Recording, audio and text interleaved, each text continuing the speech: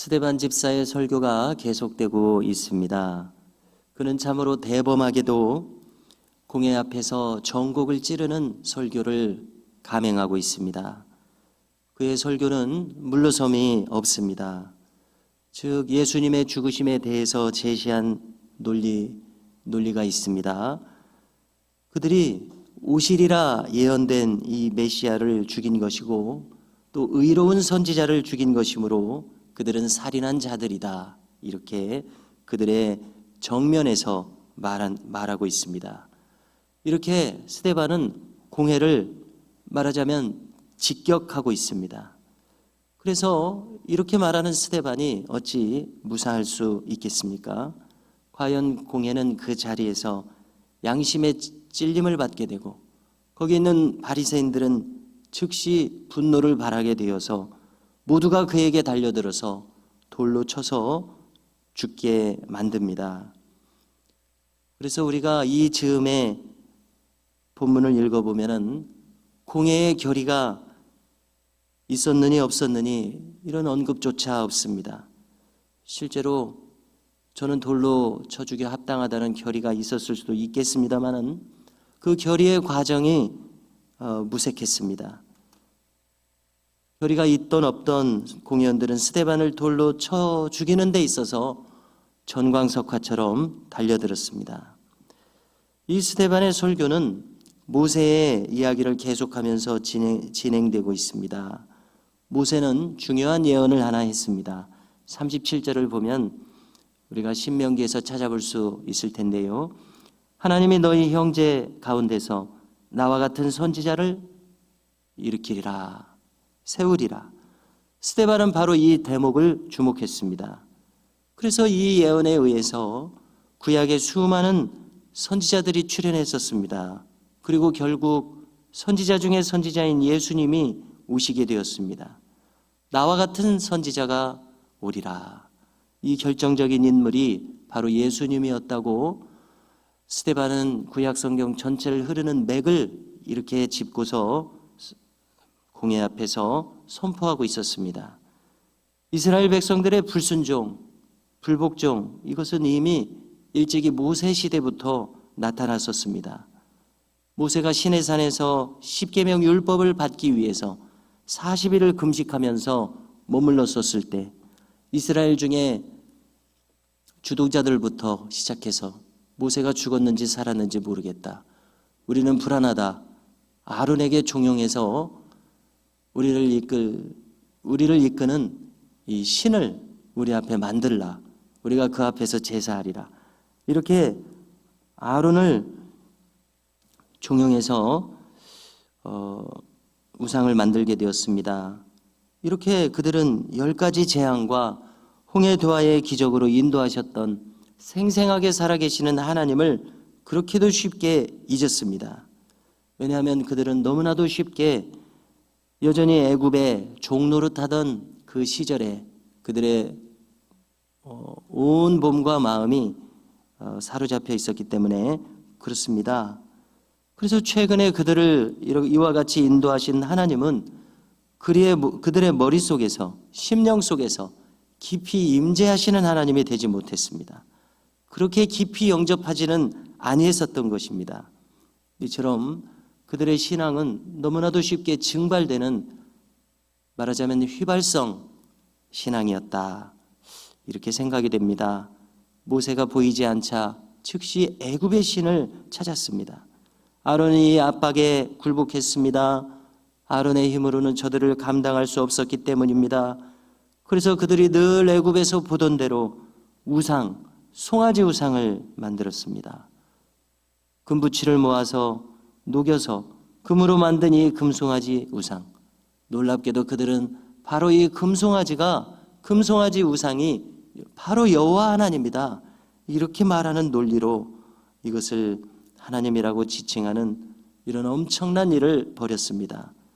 오히려 그들이 하나님께만 영광을 돌려야 하는데 참된 신앙을 이와 같은 혼합신앙으로 추락시키고 말았습니다. 그래서 우리가 잘 아시는 것처럼 이후에 이스라엘 역사를 쭉 살펴볼 때에 스데반은 말합니다. 우상숭배로 점철된 역사를 이어오고 말았습니다. 몰록 숭배라고 여기 기록되어 있지 않습니까? 이것은 유아 인신 제사를 자행했었던 몰록, 즉 몰렉이라고도 하는 그 우상을 섬기는 것입니다. 또 레판의 별 등의 천체 숭배 등 바알과 아세라, 온갖 이방 잡신들을 숭배하는 어처구니 없는 행동을 이스라엘 민족은 계속 반복해서 자행했었습니다. 그러므로 어찌 그들이 43절에서 이르는 것처럼 이 왕국이 장차 멸망하여 바벨론 포로로 끌려가지 않을 수가 없었겠습니까? 신명기에서 이르신 그대로 이루어졌었습니다. 이제 스데반은 성전을 거론합니다. 아시는 대로 성전은 모세의 성막에서부터 기원했습니다. 다윗이 성심으로 준비해서 솔로몬이 완성하여 낙성한 것이 바로 성전입니다.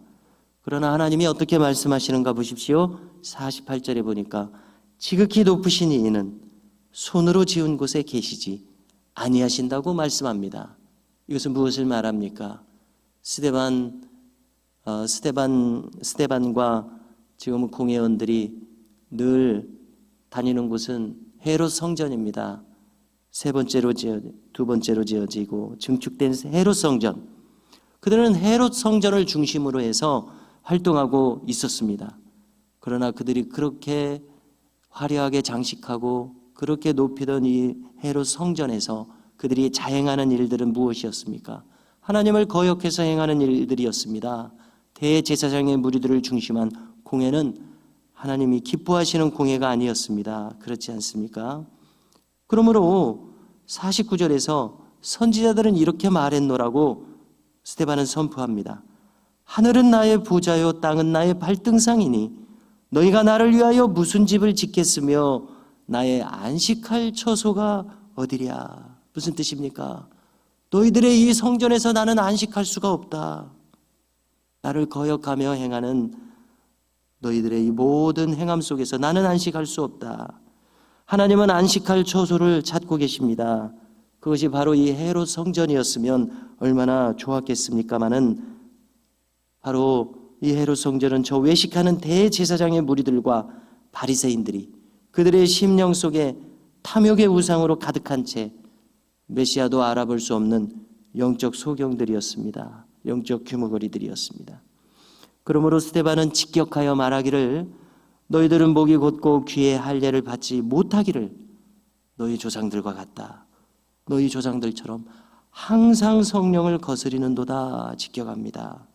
그리고 이후에 벌어지는 일은 처음에 언급한 것과 같습니다. 자, 스데반의 설교는 돌려 말하지 않았습니다. 그러므로 충돌을 피할 수 없는 설교였습니다. 이것은 그가 앞뒤 재지 않고 오직 하나님 편에 굳게 서고자 했기 때문입니다. 이 세상에서 이와 같은 자세를 취한다는 것은 순교를 불러오지 않을 수 없는 일이었습니다. 한마디로 그는 히브리서에서 기록된 것처럼 이 세상에 감당할 수 없는 신앙인이었습니다. 성도 여러분, 스데반의 격정적인 이 설교는 그를 순교로 몰아가는 결과를 초래했습니다. 이 세상과 타협하기를 원치 않았기 때문입니다. 그러나 우리를 한번 돌이켜볼 때에 우리는 때때로 이 지상에서 신앙생활을 하면서 때때로 여러 가지 크고 작은 타협 속에서 신앙의 정체성을 시험받는 일이 많이 있다고 생각합니다. 바라기는 우리는 언제 어느 때가 되었든지 이 스데반과 같은 하나님을 향한 충성됨을 결코 버려서는 아니 될 것입니다. 즉 크고 작은 타협 속에서 우리가 비록 신앙생활을 하고 있을지라도 우리의 중심만큼은 주를 향하여 순전한 신앙을 버리지 않을 수 있기를 간절히 소망하게 됩니다.